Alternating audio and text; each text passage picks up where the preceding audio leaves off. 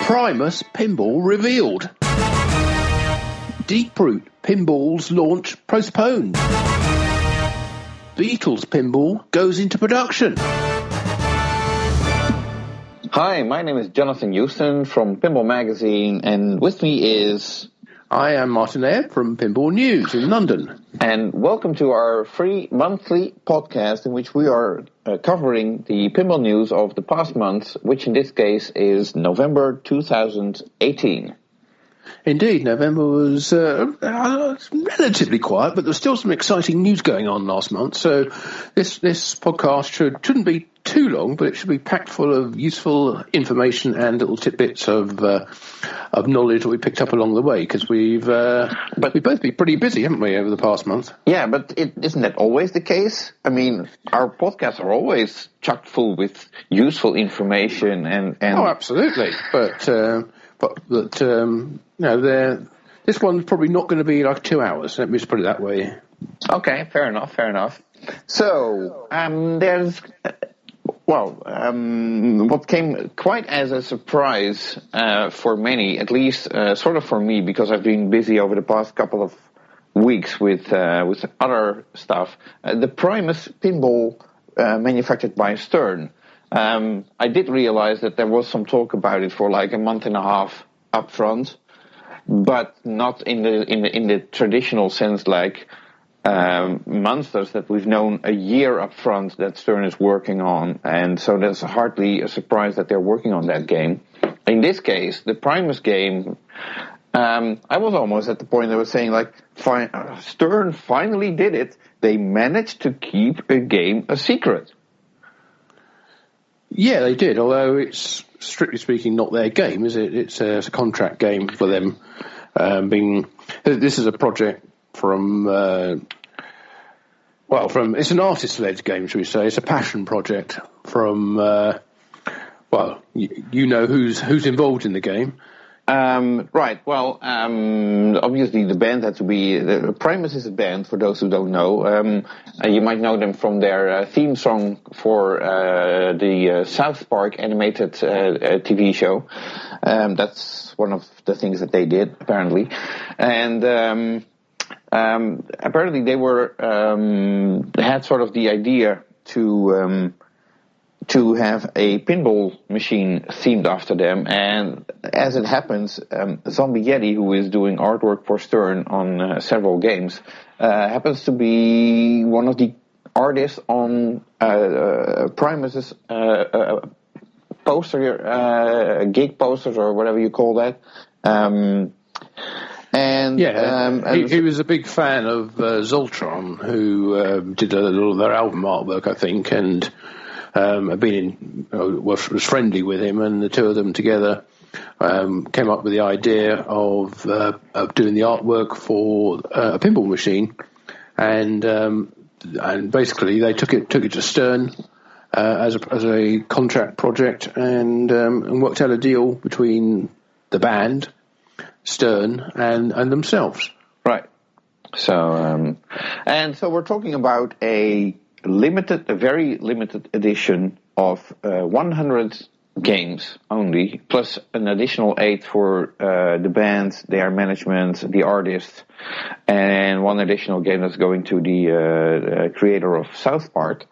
So there's 100 games available for purchase for fans, and from what I understood is that they're down to the last 20 at the moment.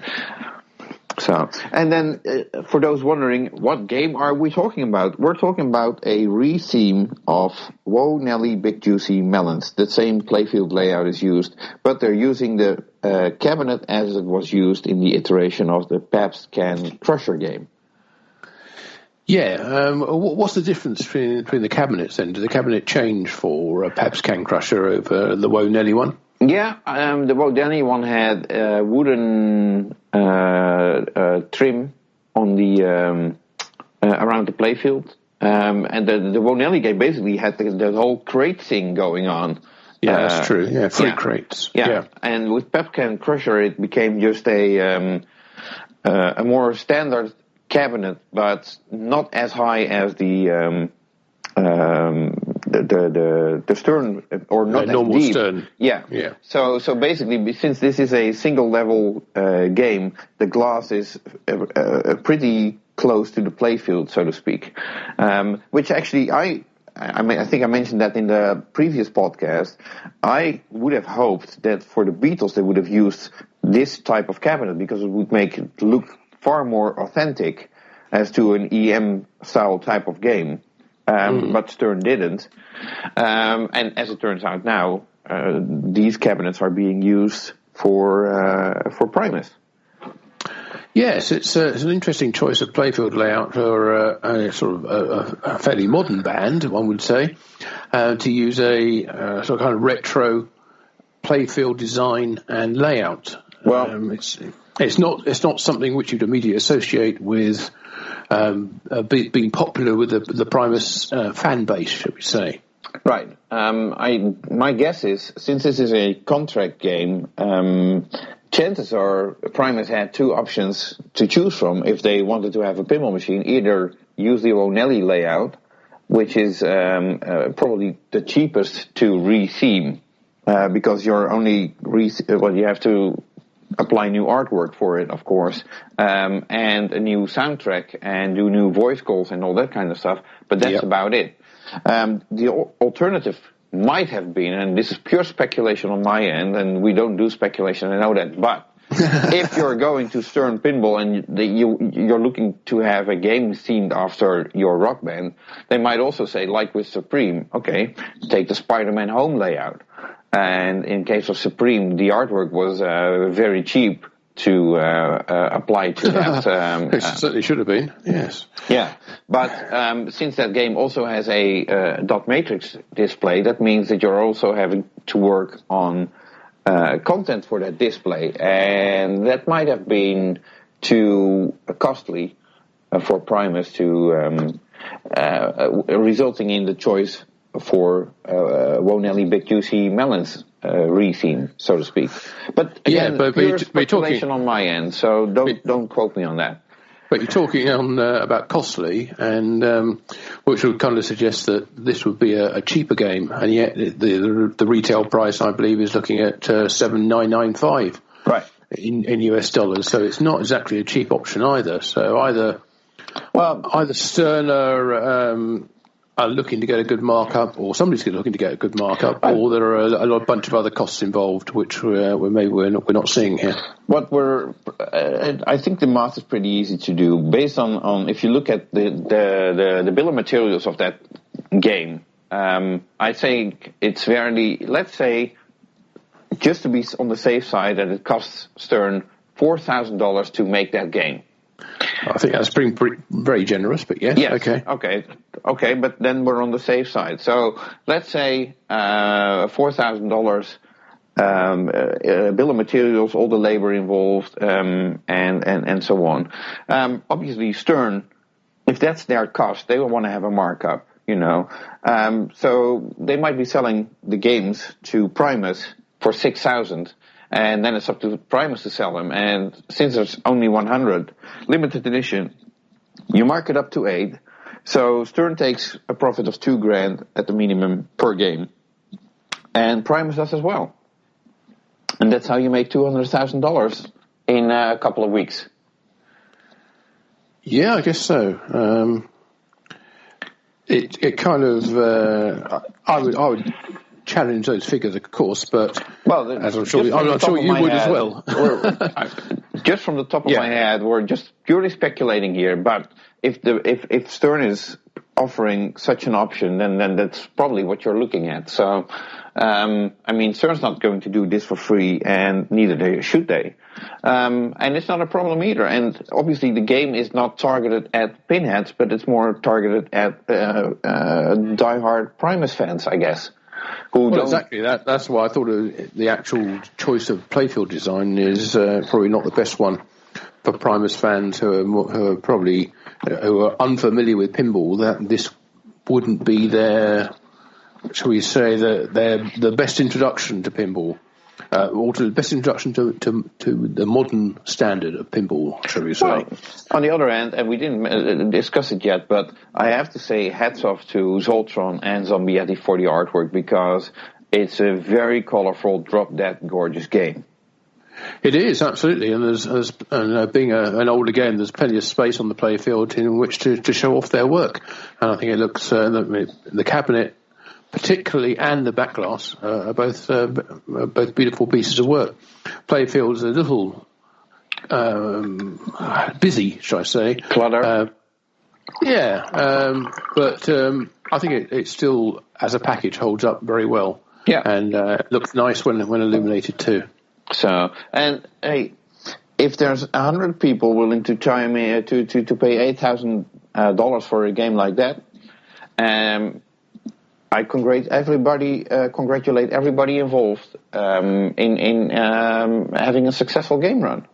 Well, absolutely. If they sell the whole lot, then they or just sell the whole lot, then they pitched it absolutely perfectly.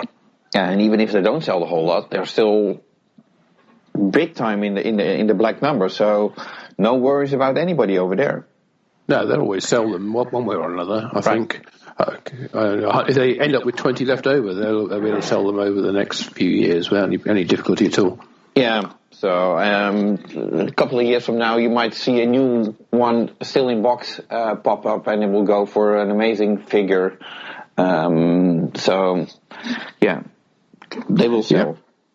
So Stern have been busy doing that, but they've also been busy in various other ways as well. Absolutely. Talk about the Beatles then, which was shown for the first time at IAPA in Florida, wasn't it? The show down there. Yeah, the funny story is, before we had to IAPA, the weekend prior to IAPA was the Dutch Pinball Open.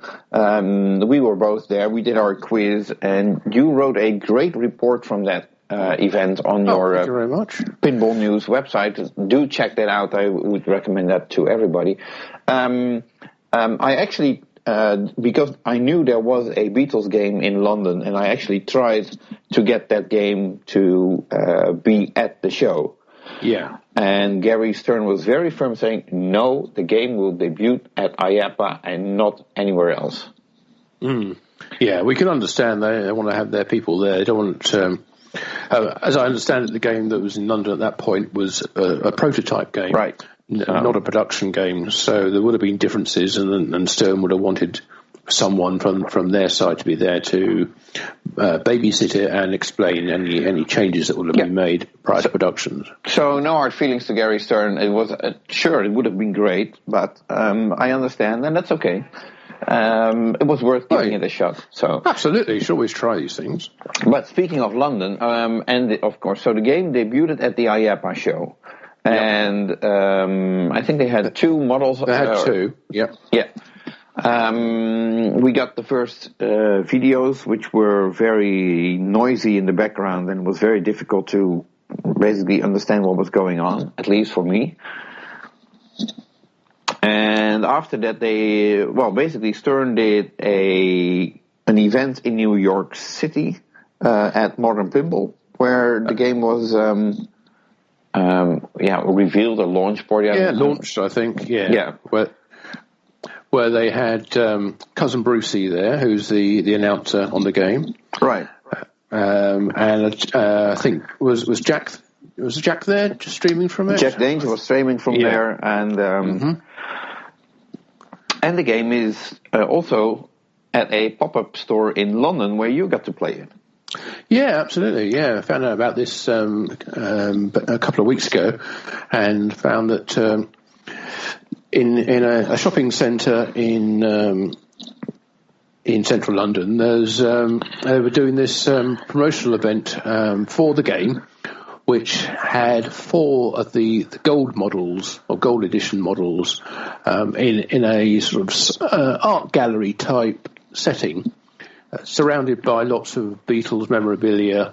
And it seemed a very strange scene, because there's never been anything like this for any previous Stern launches in the UK. But then more information came out about this, and it turned out that the owner of the UK distributor Stern distributor, who also distribute a lot of other products, and are a big player in the coin-op and amusement game called Electrocoin. The owner of that was quite instrumental in organising the agreement between Apple Corp, who are the license holders for Beatles, and Stern and Kapow, Joe Kaminkow. Mm-hmm. So he has quite an interest in how this game turned out, and also he himself is a huge fan of a more simplistic, maybe a single level type playfield. So the Sea Witch redesign that we've seen is ideal for that, and a simpler, easier to understand, and more accessible game. So he was in contact with Apple about the license, and also he's a friend of the owner of this large shopping centre, who was very keen to get do a kind of event there, because the whole shopping centre has just been redesigned and reopened, so it's a good promotion for them too. Right. So Apple were thoroughly on board with this as well. So they provided all the memorabilia, all the stuff that's on the walls and in frames was provided by Apple, and Electrocoin provided the 4 machines from Stern, and they still also have the original prototype back at the factory, or back at the Electrocoin office in North London, which is not that far away from where I'm speaking to you now. Right. So it's a very nice event. It's all the games are on free play. Anybody can just rock up and go and play some games, enjoy the whole experience of the Beatles memorabilia, and just get involved in the whole Beatles feel. Because it is it's sort of like White Album, very plain on the walls, and with just little collections of album covers and posters and tickets. Well, basically what you would find at any Beatle fanatic that is collecting Beatles memorabilia.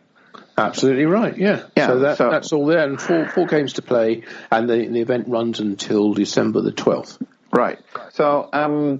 Having been in London earlier this year, I actually visited the Sherlock Holmes Museum in Baker Street, I think that is. Mm-hmm.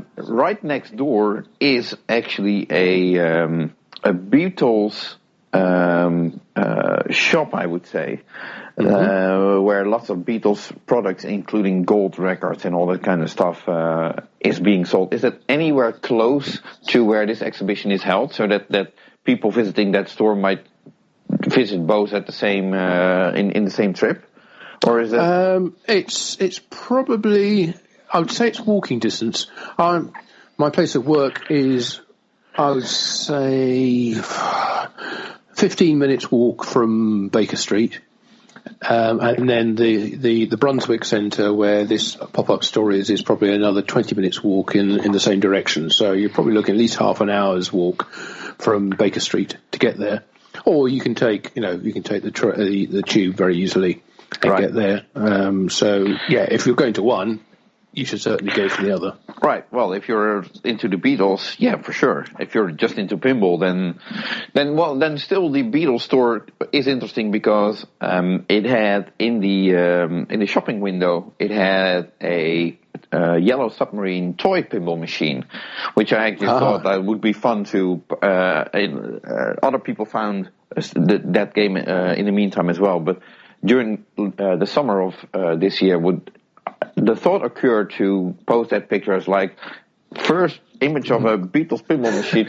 I didn't, but the thought occurred. But I was a good boy. I didn't. Well done. We wouldn't want to annoy anyone. Right. So, but anyway, so Beatles has been launched. You played it. Would you care to talk about what you think of gameplay, or is that not something for this podcast? No, I can just, because it's a simple game, it won't take very long to talk about the gameplay. It seemed a fun, fast, and enjoyable game, I would say. Certainly good value to play, especially when it's free. But it would be worthwhile, playing it on location as well. the lack of features on the playfield doesn't seem to detract from the fun value of the game, I would say. Mm-hmm. It was probably the thing which got me the most about it. We've seen the playfield, we've seen the artwork. What you don't get to see on any of the stills or the press releases is the quality of the animations on the LCD display.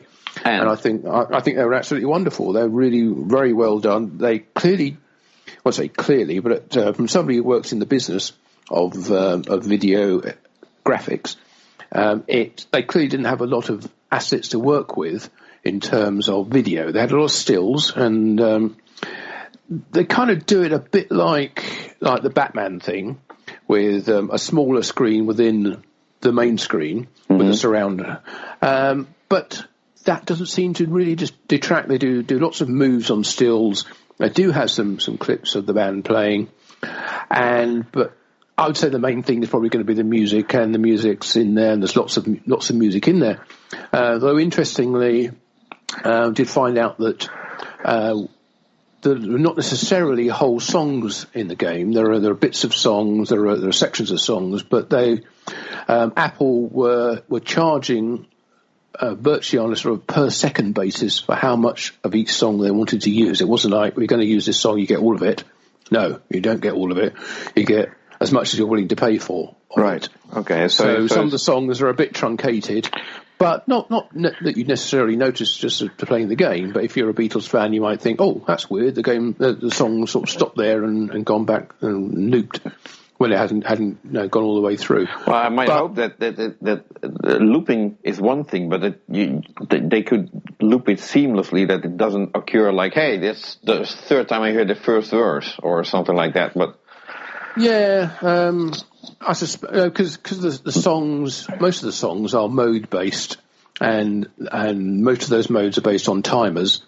You're not going to be hearing the same thing repeated too many times, but I do want to go back and just reiterate what I was saying about the graphics, because they've done some lovely sort of in-house generated effects for when you complete Beatlemania, and when you get an extra ball, and those really sort of very dynamic and colourful and impressive work. I know how much effort goes into doing those graphics, and I think that's something people will be surprised by the first time they see it.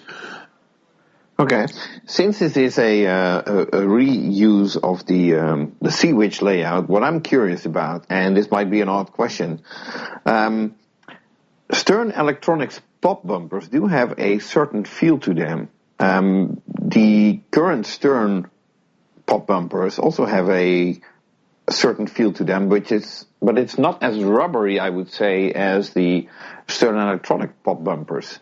Did you notice any difference? I assume you've played Sea-Witch before. Yeah.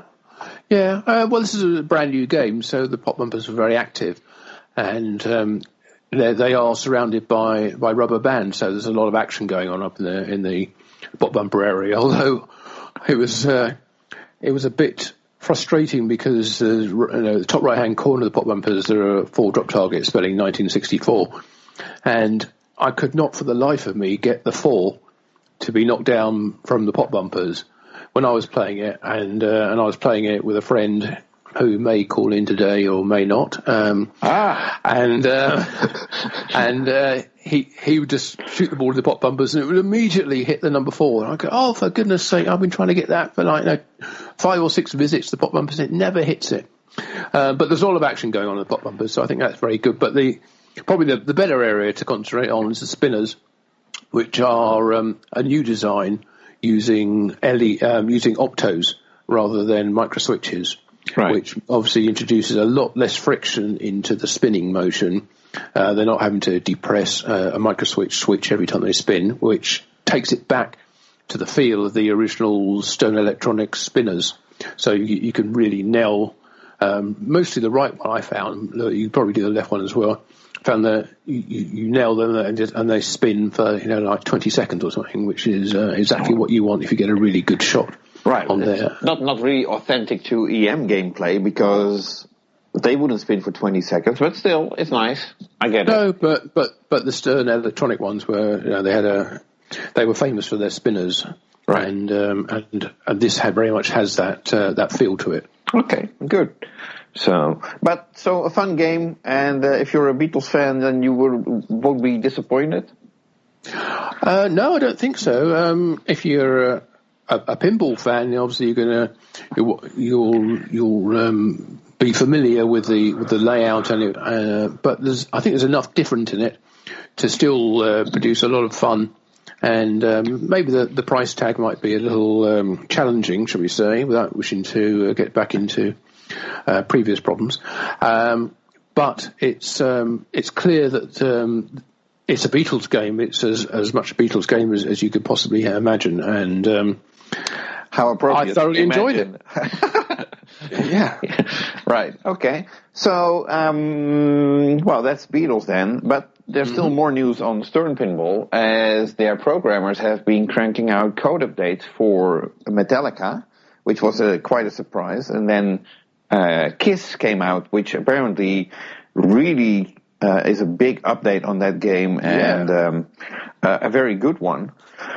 And Batman 66 finally reached its 1.00 software release. Well, George Gomez did promise that would be coming out. It would reach 1.0 this year, and there it is.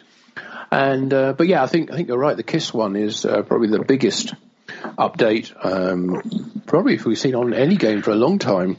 It seems to have totally transformed it in a good way, and given it a lot more longevity to it. Metallica was a surprise, and I wasn't expecting to see that at all. But I think it's probably put a few Ghostbusters fans' noses out of joint that they haven't concentrated on that up until now. But I think Metallica must be down as done by now, wouldn't you think?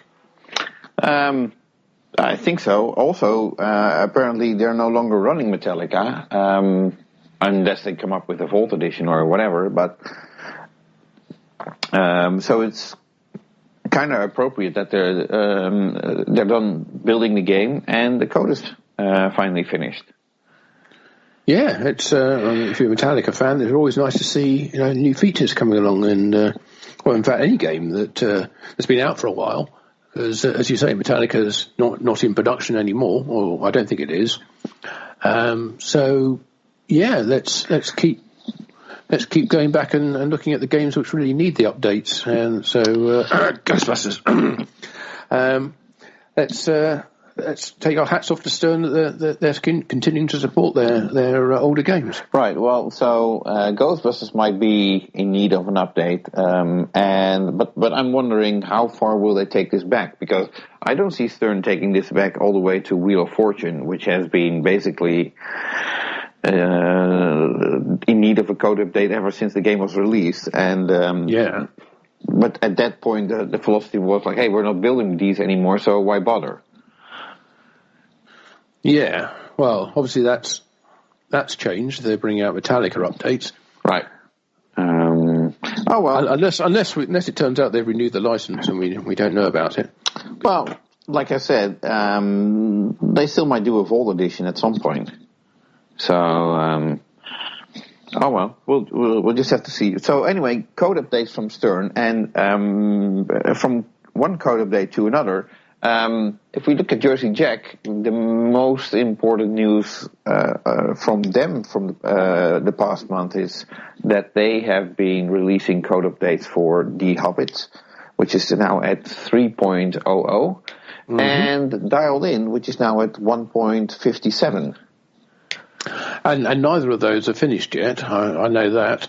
The Hobbit has at 3.0 has some I don't call them bugs, but maybe features which are going to be tweaked slightly in a further update.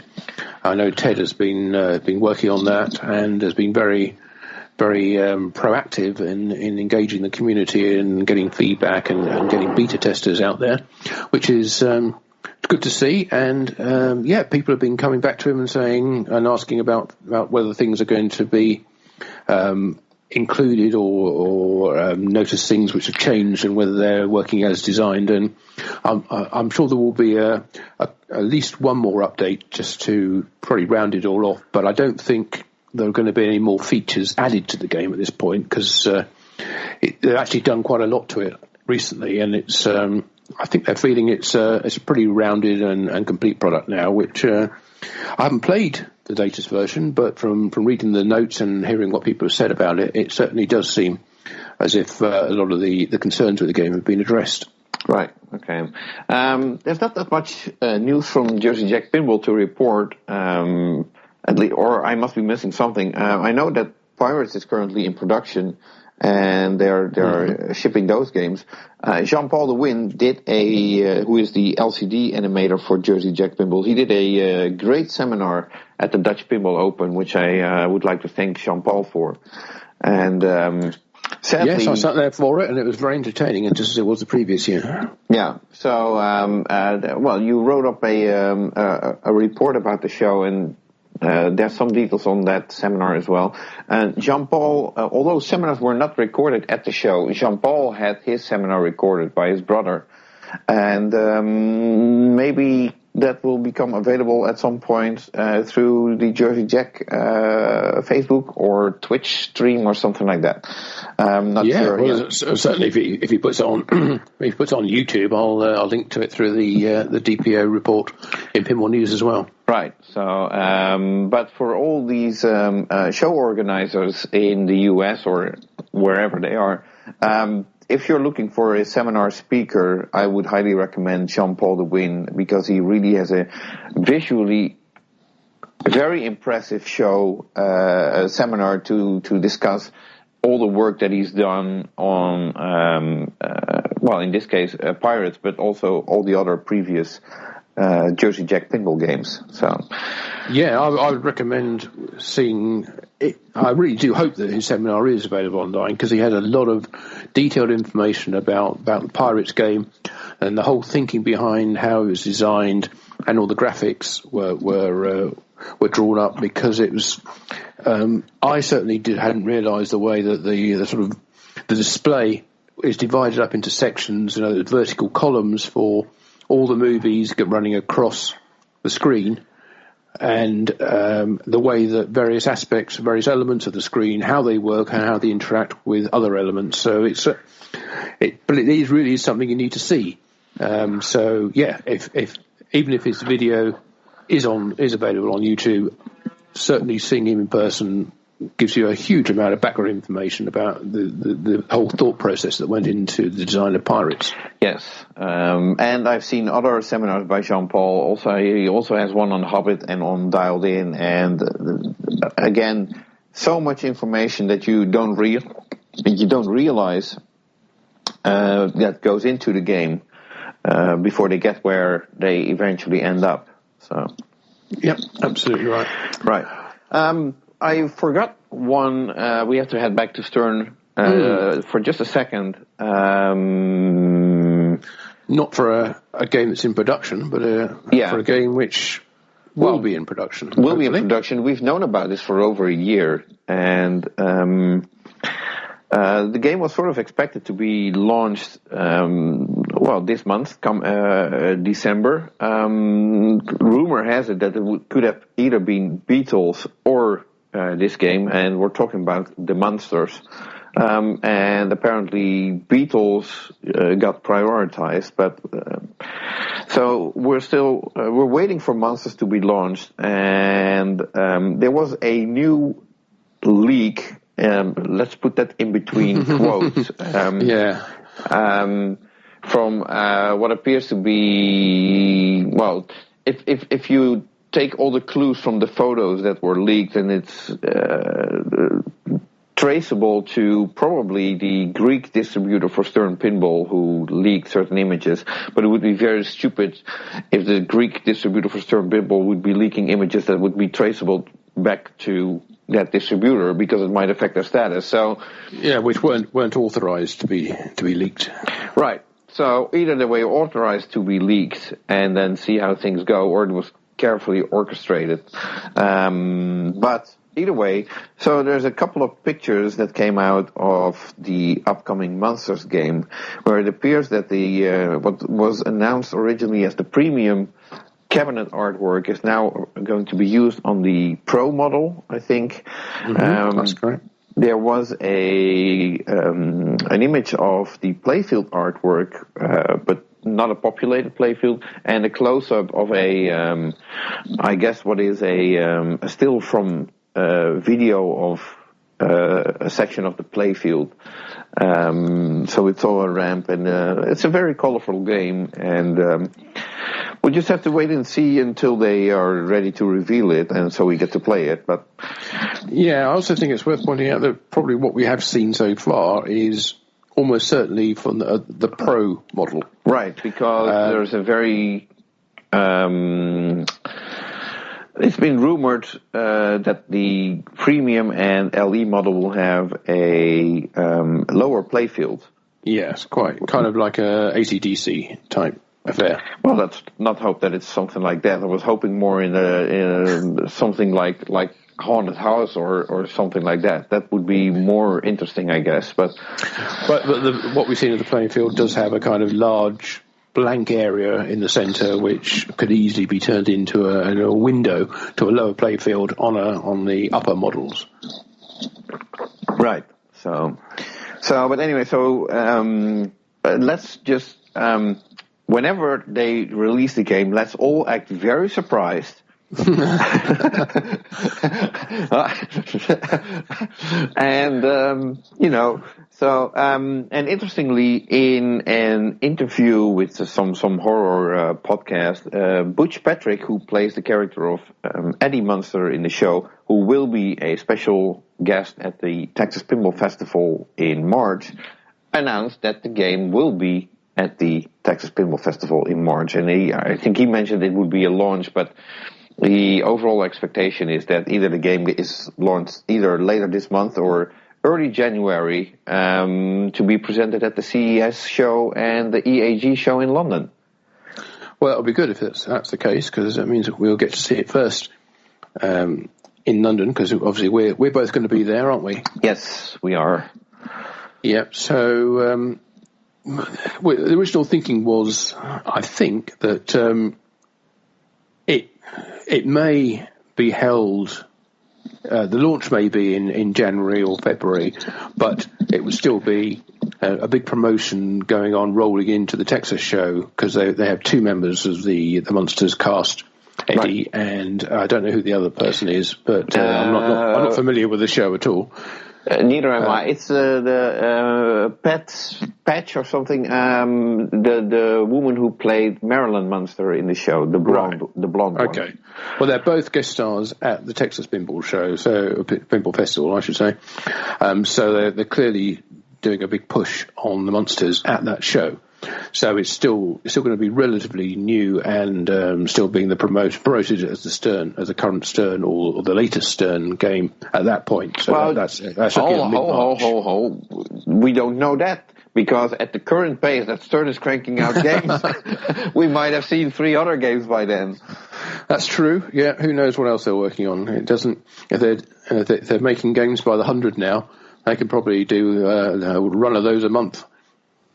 Yeah, so we could play a lot of new titles. Now, we were supposed to be playing a lot of new titles at the Texas Pinball Show, but earlier today, and this is really just fresh from the press, so to speak, Deep Root Pinball, who announced that they would be launching their company at the Texas Pinball Festival next year, basically postponed their reveal, and they will not be showing off their games and company and what have you at the Texas Pinball Show. Yes, that's. I would say it's a shock, but it's not really. If you've been following the progress and know anything about pinball manufacturing, it did seem that it would be a real challenge for them to get even one game ready in time for the Texas show in March, which is, we're looking at 4 months away. considering they haven't, as far as we know, they haven't even started manufacturing or don't have manufacturing facilities, and are still somewhere away from being in that position. But to do what they were planning to do, which was to launch 4, 5 games, possibly even more, maybe even more at the Texas show, just seemed totally impossible. And today the announcement was that they have postponed indefinitely. I wouldn't say impossible, but I would say very ambitious. But again, it turns out to be very ambitious. Well, we know that, despite what other people have said, pinball is not easy. At least the pinball manufacturing is not easy. Design, talk, ideas, easy. But actually getting a game made which is robust, reliable, and ready to sell, which was their other intention, was had the games there that you put your money down and you'd get them. That didn't seem something that was feasible to me, at least, in such a short time scale. Well, it's the biggest hurdle for any company in pinball. We've seen it with other companies. It's the manufacturing beast that needs to be controlled, and that's the difficult part. You have to, aside from having a manufacturing plant, you also need to control your supply chain. So that's the problem. Yeah, absolutely. One manufacturer, so one part manufacturer. Somebody's making the flipper mech says, "Oh no, we've got a problem with this, and it's going to take another month to sort it out." There goes your launch. Right. So no Deep Root at Texas Pinball Festival, although I'm pretty sure that some team members of Deep Root Pinball will be at the show. I'm sure they will have a big presence at the show. They just won't have any games available to show off or to sell to the public. At this point, I'm not even sure whether they would have any presence at the show. But as far as what I understood is, we might not even see any Deep Root games in 2019. There's no guarantee. They haven't given a point at which they will be ready to show their games. Right. So see how quickly people learn. They will need a large show to do the kind of launch that they're talking about. So really, without going outside the US, we're looking at either Expo in October or Texas again next March. And being a Texas-based company, in 2020 I'm talking about now, right? Being a Texas-based company, it certainly would be easy for them to have a large presence at a Texas show. Right. So, you're right. It could be a 12-month delay on the announcement. Right, and there's other pinball shows. I mean, there's shows in Atlanta where they might go, and there's the Houston show, which is even in Texas, which usually coincides with Expo. So, but then you'd rather be at Expo, I assume. I think so, yes. So, but there's other shows. I mean, and it doesn't stick to one show. I mean, once you launch your company at one show, then there's all the other shows to make sure that you're also present. So we'll just have to wait and see how things will develop further on. I'm sure there are plenty of other show organisers who are getting in contact with Robert at Deep Root around about this time, suggesting that he might like to launch at their show later in the year or early next year. But at the end of the day, it's going to be down to whenever the games are ready to show, and right. They're not going to show them until they are. Well, it's also going to be interesting to see. Obviously, they are working with several designers. I mean, we got John Popidoux there, we got Barry Osler, we got John Norris, and we got Dennis Nordman. Mm-hmm. I don't think I'm missing anyone. No, right, okay. Most of these are working on multiple games. But obviously, not every game is as complex as the others. So it could very well be that they might be ready, let's say, for example, September to launch one game. But then the question is, are they going to? Or are they holding off on that game because they want to make a real big impact and launch, 7 games at the same time? Well, yeah, it's true. I mean, they've made promises of what they're going to do, and they made promises of when they're going to do them, and the when isn't happening. So maybe the what is also going to be adjusted to deal with the timescales and manufacturing capabilities that they actually have. Right. So we might be looking at a completely different launch for Deeproot than originally was planned. Heck, even the 5 days of Deeproot might be completely off the table at this point. Yeah, it's going to be hard to do that at anywhere else, really, other than in Texas, I'd have thought. But we'll see. We'll see what they come up with. After all, they're working now on relaunch plans. Right. Okay. So moving on to companies that are actually producing pinball games at the moment.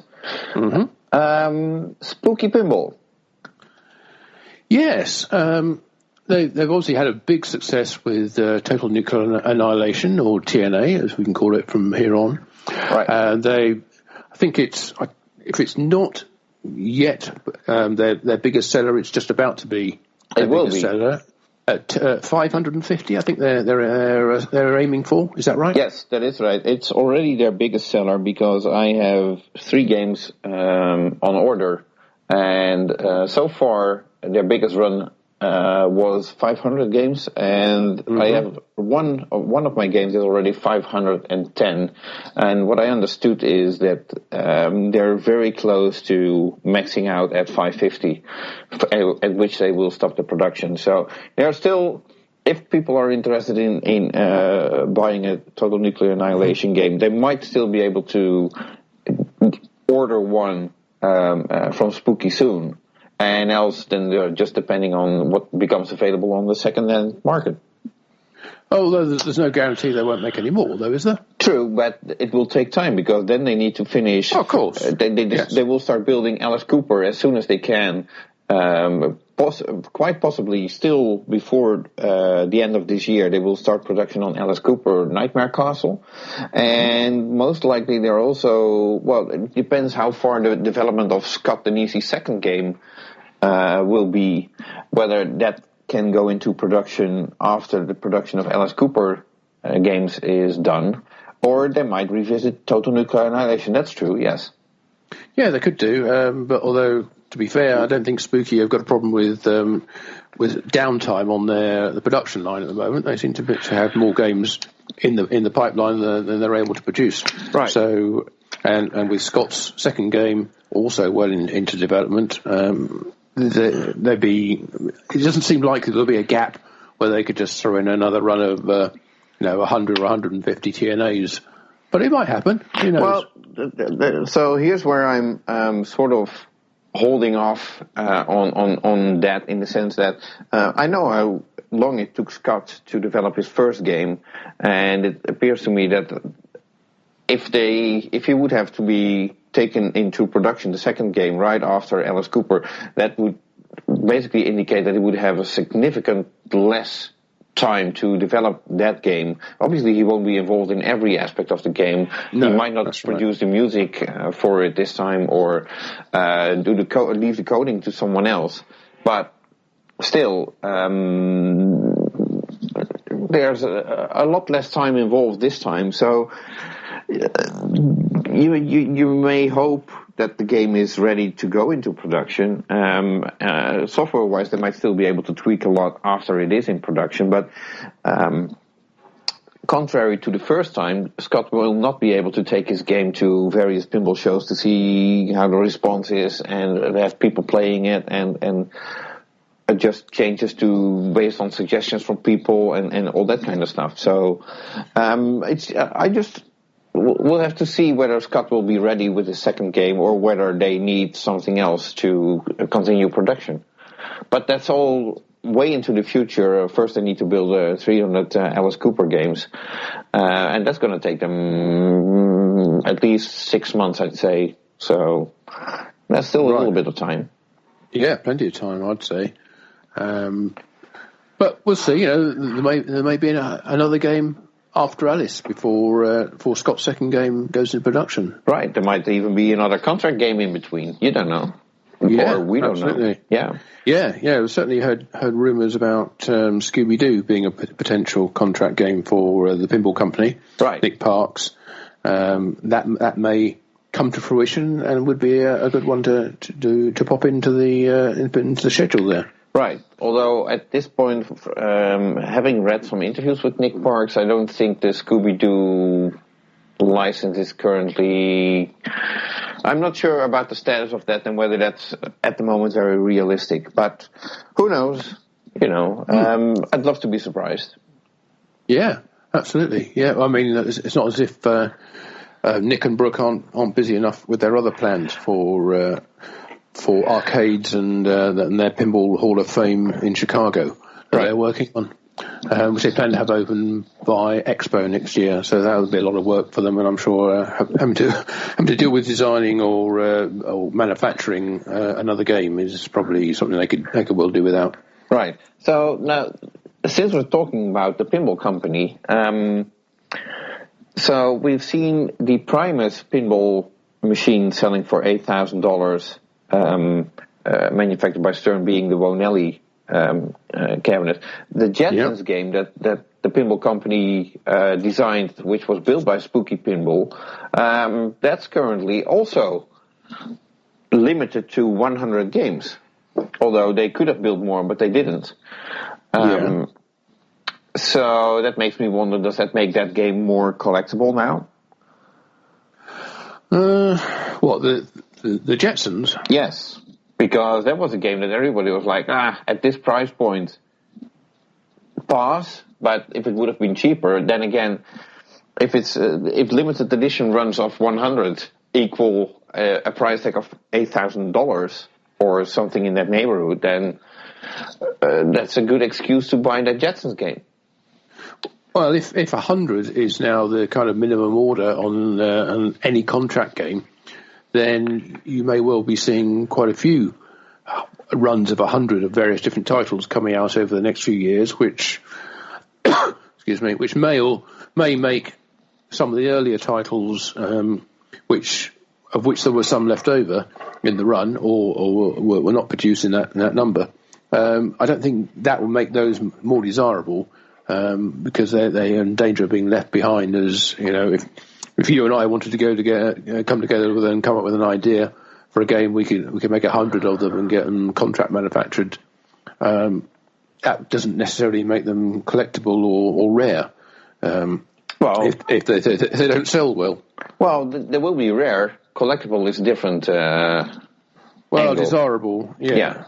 So, but keep in mind that in case of Primus, it was a reuse of an existing design. In the case of the Jetsons, it was actually a new design. It was, yeah. But again, both games relatively simple to build in terms of features on the playfield. True. Then again, having said that, I remember playing the Jetsons, and although the object of the game is rather simple, basically spell out all the names on the playfield of the characters in the game, I was not able to do that. So it's not that simple. It seems easy, but it's actually more difficult than you think, which actually is a good thing in pinball. Well, you're confusing simple with easy, which it can still be a very simple objective, a simple rule set, but the game can still be set up sufficiently hard. You know, the shots can be tight to make it difficult to achieve. Right. Okay. So anyway, let's hope that Nick Parks has some surprises coming up. I'm sure he has, one way or another, either games or locations to play them at. Right. Okay. So then, moving on to Chicago Gaming. Yeah. Monster Bash Remake is in production and shipping. Yes, and doing very well by all accounts. Right. They lived up to their reputation once again. So kudos to Chicago Gaming for living up to the hype, I would say, and the quality aspect of the game. The game looks beautiful, plays very well, and is obviously clearly put together very well, and there's a big demand for it. You know, just as if you thought that Medieval and Attack may have sort of diminished or used up all the demand for remakes, I think Monster Bash has shown that there's still plenty of demand for them, and it's selling very well indeed, I think. Yeah. Well, so I'm happy for them, and that's basically all the news there is to report on Chicago Gaming, as far as I understand it. Yeah, I think they're just getting on with the game and building it and selling it. I think they said they weren't going to be building any more medievals for a while. Right. But certainly when I was in the factory there, they had a large number of boxes of attacks ready to go if people wanted to buy them. I don't think they were all necessarily allocated to distributors or to customers, but they had a large number there that were. So I think they probably made all of those they were going to do for a while, and they really wanted to just concentrate on building monster bashes, which is understandable because doing one game at a time is a lot easier than having to sort of fill in with sort the line over to back to an older title. Right. So okay. Well, I'm just happy to see that they're cranking out games and that the quality of the games is. I'd say a very high level and possibly raising the bar for others even. So I'm happy to see that. Yeah, they're actually adding things, adding quality to the game with the RGB lighting that they put into it and the topper, and they've made it into a much more interactive and to me enjoyable game to play than the original. The original always seemed a little simplistic in the rule set, and although it was a very high production value in terms of the graphics and the call outs and the animations, they've added lighting effects to that list now, which with RGB lighting, which really does add another level to the game. Yeah. I haven't played it yet, but I look forward to playing it. I'm very familiar with the game. I used to own one. I regret selling one, but oh well, what are you going to do? At the time, it took me years to get rid of it. So that's the story. So hold on, what do I hear? Is that you or is that me? Oh, it's not me. Oh no, are you sure it's not you? Hold on, where's that noise coming from? Oh, it must be me. Oh yeah, I think it must be. It's not me calling you. So who is it? Based on the ringtone, I'd say it's Gary. Oh, Gary Stern's calling. I wonder if he heard what we were saying about the work going on at the factory. No, I'm not referring to Gary Stern, I'm afraid. I'm talking about a different Gary. Oh, I can't think of any other Gary. Who else could that be?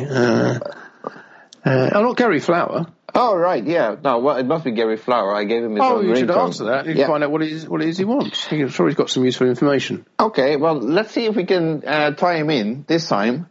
Yeah. We've been trying to get him on the show for so long. It would really be good if you could. Right, okay. So, hold on. Let me plug in my phone. Oh, okay. Hold on. He hung up. What? Yeah, he hung up. Oh, he must know that we're about to put him on the show. I think he's a bit microphone shy. I think Gary. He doesn't like speaking in public. He's just not very patient, I guess.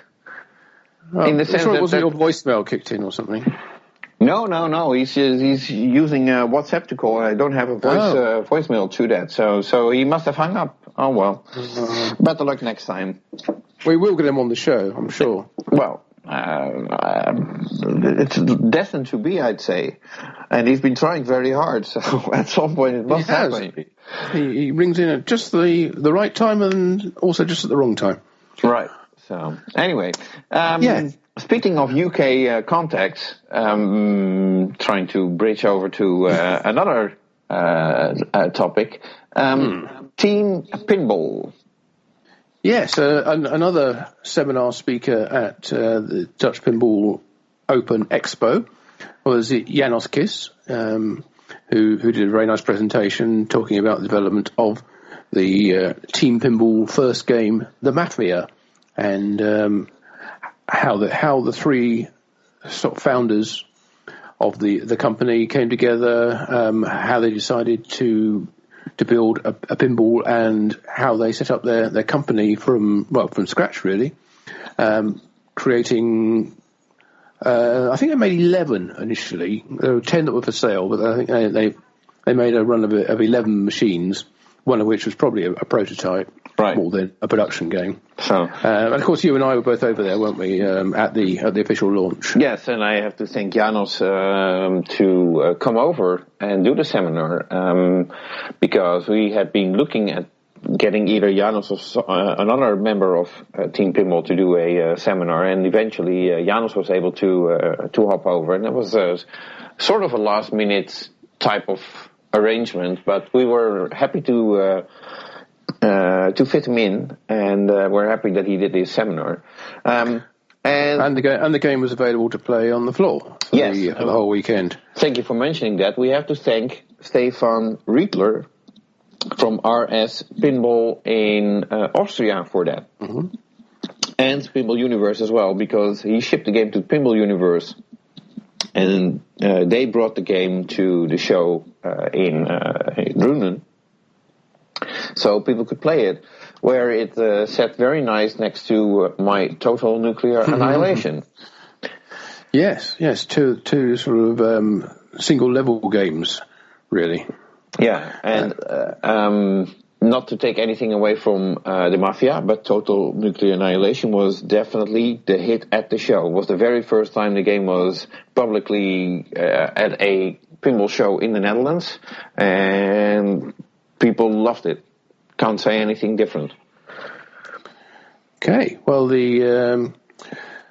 it was great to see both those games available to play, and I guess it was the first time that the Mafia had been available to play as well.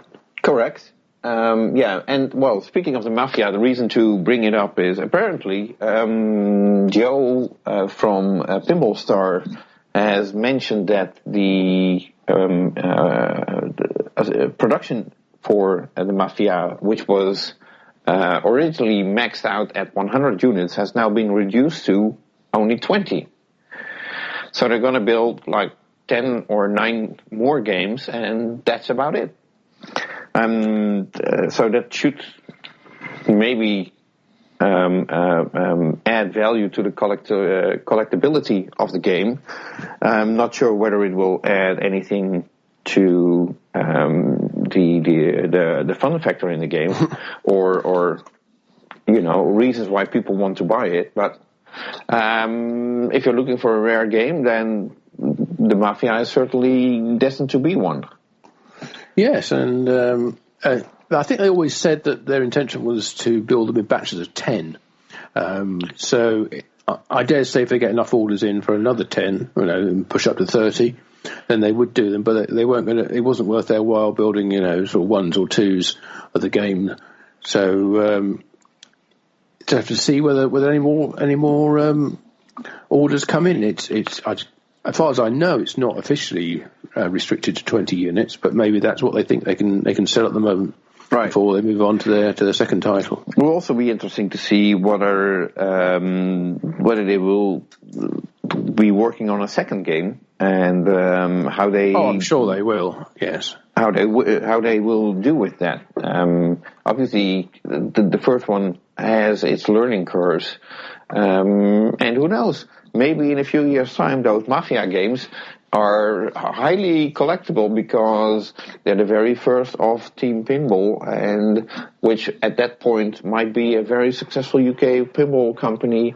And if you want to have all of their games in a row, then finding a Mafia game might not be that easy after all. Yeah, good point. Yeah, and of course, they may.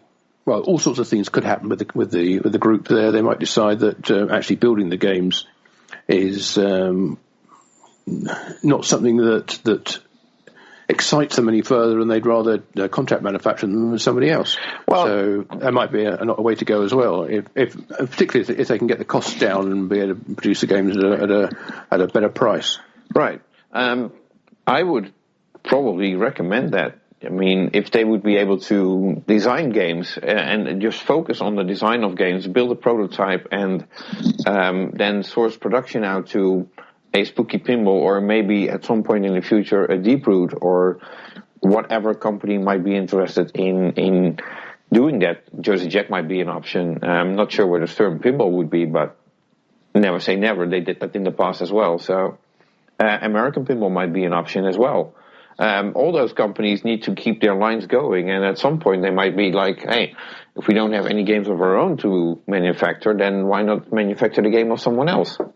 But then again, true. Or they could go with a non-pinball manufacturer another contract manufacturer, although obviously there have been certain problems with doing that in the past. Right. So, we'll just have to see. So basically, there's going to be a couple of Mafia games available, and it might be your last chance to get one. So, yes. Well, and good luck to Team Pinball with whatever they're working on next. Right. Now, so I also mentioned American Pinball, and basically the news from them this month was Joe Bolser has been looking at tweaking the layout of the game a little bit, which I guess is normal in the sense after having it displayed at a show and you see like, okay, this is a problem or that might be a problem. The small tweaks in the layout, and aside from that, we already discussed the artwork of the game, and apparently there was the Cincinnati pinball show this weekend. That's right. Yeah, and apparently they had an Oktoberfest game over there, which has what appears to be a temporary back class that has been altered to take away the monkey business, I would say, that was on the back class going on. Nicely put. But it's not the final artwork for the back glass, as I understood it. No, that's my understanding too, that work is still going on both the artwork and the design package. I mean, bear in mind that when the game was shown at Expo, it was, it basically just been built at that point, a couple of days before.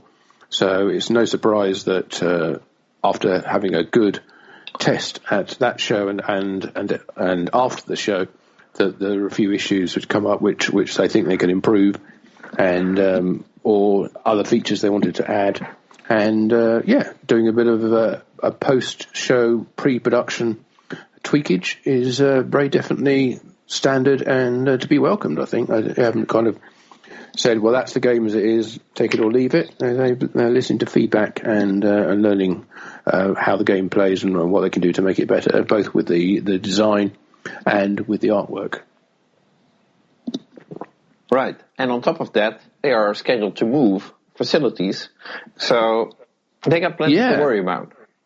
Absolutely, yeah. Well, we did the sort of look around the factory. We saw the place they were planning to move to by the end of this year. Well, actually, not just move by the end of the year, to be up and manufacturing in the new facility by the end of this year.